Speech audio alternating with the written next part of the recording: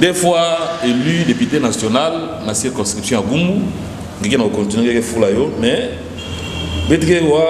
honorable Rombo Foumani a résolu l'Assemblée nationale sans que ça ne gouvernerait pas. Tendu la vérité, ça m'a choisi et ça m'a résolu l'Assemblée nationale. Merci beaucoup. Pourquoi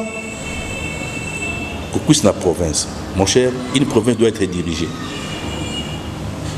Un territoire, un secteur, une province, un pays doit être dirigé. Dirigé par ses fils. Dirigé par, pas n'importe quel fils, mais les dignes fils. Quand je parle de dignes fils, c'est un fils qui répond à un certain nombre de critères. Pourquoi est-ce que je ne vais pas mettre ce que je vais te détailler ici comme expertise? Oui, l'expérience. Donc, pourquoi est-ce que tout ça, je ne peux pas mettre au service de ma province? Au service de ma province, avec ma capacité, il y a une initiative. Il y a une boule. Donc, moi, je suis très fort de ces côtés. C'est-à-dire que va venir une situation où je vais un temps, je boule malamosi. Ici, il faut telle solution, telle solution, telle solution. Ça, c'est ma nature. Déjà, d'emblée, je ne réfléchis pas. Donc, qui m'a demandé des directions, on appelle ça intelligence émotionnelle. Hein? Okay. Intelligence émotionnelle veut dire, je peux un exemple. Donc, arrivé mon côté classe, mon côté université, mais il y a des balles, mon modèle. Comme filet que ou bien comme filet que instantanément. Il a ces réflexes-là, il fait quelque chose. Okay. C'est aussi de l'intelligence. Ensuite, comment notre province évolue. Quand on a évolué, quand on a progressé, on a développé, ben monde qui vit dans la province,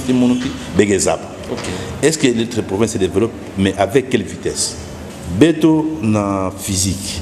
Na physique, la vitesse est relative. C'est-à-dire que ngeti moun, tu peux me vendre. Quand on a beto barantino, beto na centre-ville. Peut-être place moi ici. Et là beto zo kwenda. Ngenge na kwenda la marche na ngema malin, mais moi je suis en train d'accélérer. Quand on a beto me kumati quelque part pendant, par exemple dans de la vallée, on va se rendre compte qu'au départ la distance entre ngeti moun et vanda 0. La distance entre ngeti moun et vanda à 10 mètres. Mais peut-être que dans la vallée, la distance entre ngeti moun et 500 mètres. Peut-être que dans l'hôtel du coup, ngeti moun et distance à 1 km. Au fait, l'impression qu'on donne, c'est quoi? Que moi, je suis là, mais toi, tu es en train de reculer. Vous ça comprendre. Très bien. Bon, la vitesse est relative. Donc, vous me reculer d'1 kilomètre par rapport à moi. Donc, c'est ça le problème du développement, de la croissance d'une province, d'une région. Betukelawa, par rapport à Nabaninga, je prends le Congo central, moi, je me promène beaucoup. Je prends les Touri, je prends les Lualaba et les autres. Est-ce que nous avançons? Oui, peut-être on peut avoir construit une école, on peut avoir mis un bâtiment d'une polyclinique quelque part. Est-ce que nous avançons? Donc, l'avancement pour moi signifie, je considère tous les secteurs de la vie de la province. Et je regarde l'impact sur la vie de la population. Si aujourd'hui je trouve un taux de chômage à Baleki, parce que c'est eux qui constituent la force pour pouvoir développer la province. Si je vois que le taux de chômage n'a pas est par exemple à 80%, si au bout de 2 ans, 3 ans, même le taux de chômage, même pour moi, à 50%, je vais dire Dieu merci, on est en train d'avancer. Mais quand on s'est multiplié, je ne peux pas taper la poitrine. Je trouve la province avec combien de kilomètres de routes praticables pour permettre l'évacuation des produits, la desserte agricole, etc. 47 000 kilomètres de routes de desserte agricole. Et puis je suis gouverneur, je suis administrateur du territoire. Dès la moyenne Katouka, il y a 47 48 000 kilomètres non praticables. Je n'ai rien fait. Il y a un autre problème là. Les niveaux de sécurité, les taux d'accès à l'eau potable, les taux d'accès à l'électricité, les taux d'accès aux soins de santé primaires. Ce sont des paramètres, des éléments, des indicateurs sur base desquels vous démarrez une gestion. La criminalité, oui.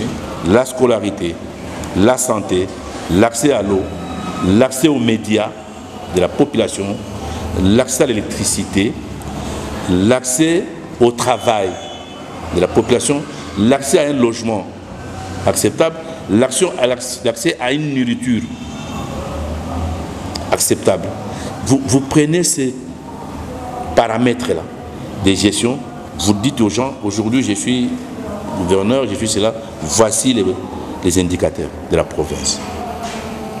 Comme ça, la population a le temps de me juger, non? Après une année, ils comparent les nouveaux indicateurs aux indicateurs initiaux.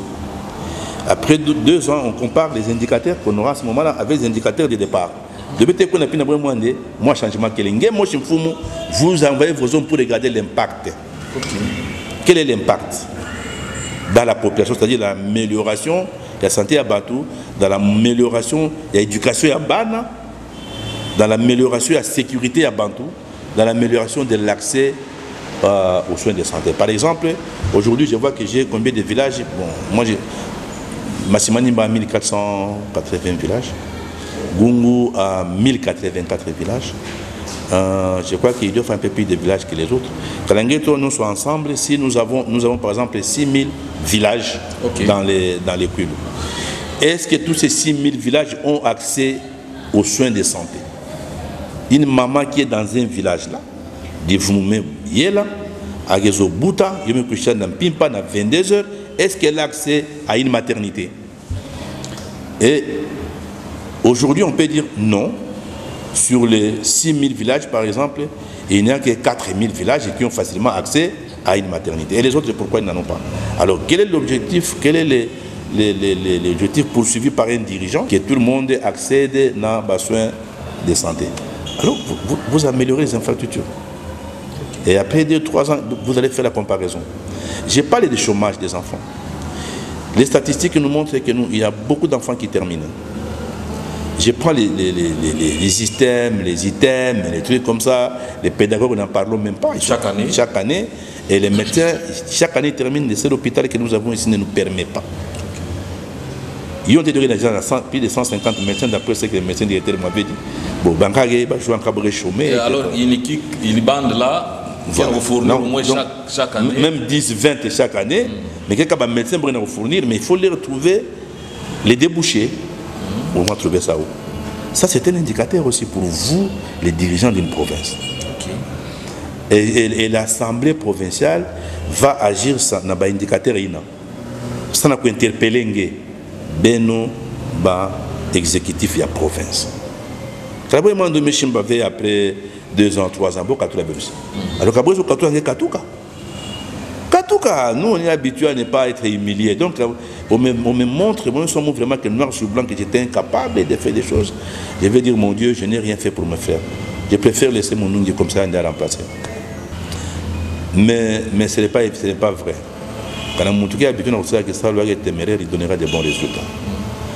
Bon, donc, qui député mais la province doit être dirigée. J'ai estimé, moi, que j'ai des marches. Voilà, mais j'ai des capacités mentales, intellectuelles, physiques pour pouvoir aider la province à aller de l'avant sur tel plan, tel plan, tel plan, tel plan. Et ça, vous pourrez les suivre dans mon plan d'action et dans ma présentation que je vais faire bientôt. Maintenant, je me suis ça.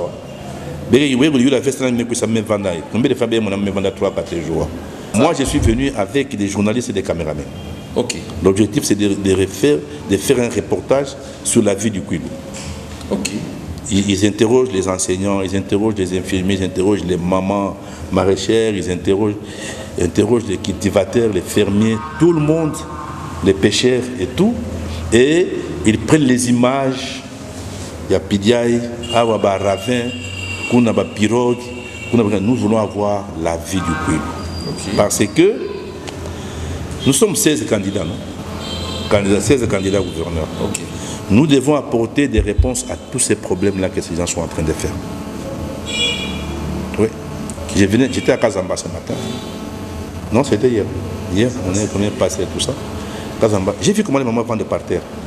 J'ai vu comment les petits marchés là, et crowd du commun en anglais, c'est-à-dire vraiment fermé.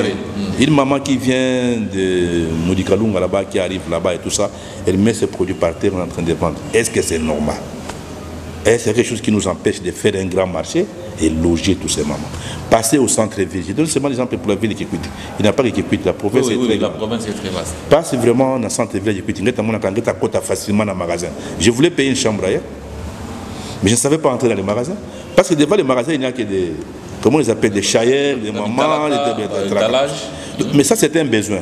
Ces gens-là doivent vendre pour avoir l'argent. Oui, oui. Comme on n'a pas notre travail à leur donner, on doit les laisser vendre.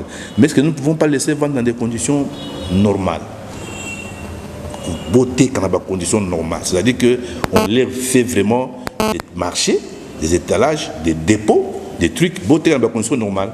Au lieu d'aller obstruer les passages, il y a un magasin, le centre-ville là doit refléter un centre-ville. Avec des bons magasins bien peints, et tout. Les gens viennent, ils entrent, ils payent, ils sortent, ils rentrent, ils sortent. Quand on veut vendre dans un marché, il y a des marchés. Nous ne devons pas mettre des marchés partout. On ne met pas des vendre partout. On ne doit pas mettre des marchés partout, même devant les magasins des gens. Donc, on les arrange un endroit. Il y a bien, ils vont acheter dans les magasins pour venir et vendre éventuellement. Et donc, il faut que vous bongiez ça. Vie à Bantou. Donc, à chaque fois que vous passez, comme vous êtes un homme politique, vous devez regarder tous les systèmes. Ça demande une solution, ça c'est une solution, ça c'est une solution.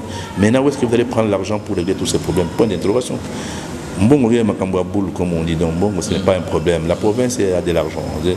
C'est simplement comment faire que vous puissiez avoir cet argent-là. Et tout ça. Voilà. Donc nous pouvons nous donner une impulsion à la province pour changer beaucoup de choses, pour que notre province ne soit pas la risée des autres provinces qui se moquent de nous. Le sénateur Maba est là. Même pendant l'honorable Foumani na Katanga. Qu'est-ce qui vous avait énervé? Attention. Mais moi, c'est plus d'une fois quand les gens sont en train d'injurier les gens des Kouilou. Moi, je suis là. Alors, c'est lui qui est là, il dit, ah, vous savez que notre ami, le conseiller ici, il est des Kouilou. Oh, excusez-nous, ce n'était pas dans le mauvais sens. Il faut il faut d'abord $100 par mois, parce que attends, il faut d'abord $50 par mois, ils peuvent bien vivre, ils se contentent de ça. Chose que nous, nos frères, ne peuvent pas accepter. Et moi, qu'est-ce que ça me fait en tant qu'originaire de Kouilou? Donc, une révolte et un énervement.